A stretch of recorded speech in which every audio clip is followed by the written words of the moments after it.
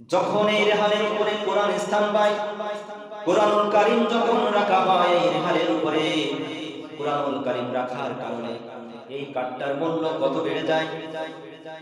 এই কাঠটা যদি কারো পায়ের সঙ্গে লাগে, সঙ্গে সঙ্গে সালাম করে, চুমু খায়, বুকে লাগাই, কপালে লাগাই, এই কাঠটার মূল্য কত বেড়ে গেল। দেখেন, এই কাঠটাই কিন্তু সওয়াব মিলেছিল। এই কাঠটা কিন্তু রাস্তায় পড়েছিল, কেউ ছেড়ে নাই। এই কাঠটাকে পাড়িয়েছে, পাও দিয়ে লাথি দিয়ে সরিয়ে দিয়েছে, কিন্তু এই কাঠটা যখন কোরআনুল কারীমের সংস্পর্শে চলে আসলো, এই কাঠটার মর্যাদা যিনি বাড়ায়া দিলেন তিনি কে? আল্লাহ রাব্বুল আলামিন এই কাঠের মর্যাদা বাড়িয়ে দিলেন।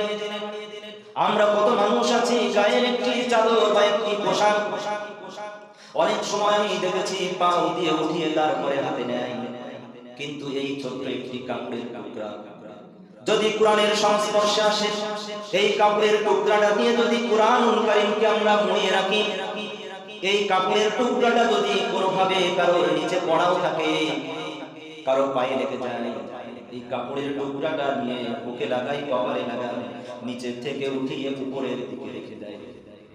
এই কাপড়ের টুকরাটার কত সম্মান বেড়ে গেল, কত মর্যাদা বেড়ে গেল। কিসের কারণে? একমাত্র কোরআনুল কারীমের সংস্পর্শে আসার কারণে এই কাপড়ের মর্যাদা আল্লাহ বাড়িয়ে দিলেন। কোরআনুল কারীম যে কাগজের ভিতরে ছাপানো হয়েছে, এরকম কত কাগজ তো পৃথিবীতে, কত রাস্তাঘাটে উড়ে বেড়ায়। কে কোন কাগজ খেয়াল রাখে, কার মর্যাদা রাখে? অনেকে ঝালমুড়ি আছে না, অনেক অনেক কিছু যায় কাগজের ভিতরে। এই কাগজটা রাস্তায় ছুঁড়ে ফেলে, মানুষে পাড়ায়, রাস্তায় উড়ায়, কোনো সমস্যা নাই। কিন্তু ওটার ভিতরে যদি একটা কোরআনের আয়াত লেখা কাগজ মুসলিম পেয়ে যায়, ওই কাগজটা বুঝতে দেয় না, ওই কাগজটা পায়ে লাগতে দেয় না, ওই কাগজটা রাস্তার পাশে পড়ে থাকতে দেয় না।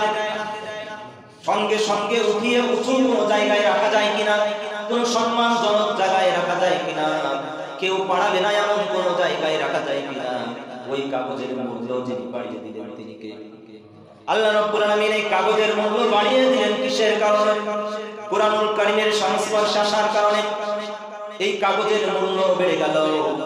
শুধু তাই না, কোনো মানুষ যদি এই কোরআনুল কারীমের সংস্পর্শে চলে আসে, এই কোরআন দিয়ে জীবন চালাতে চায়, তার মূল্য আল্লাহ পাক বাড়িয়ে দেয়।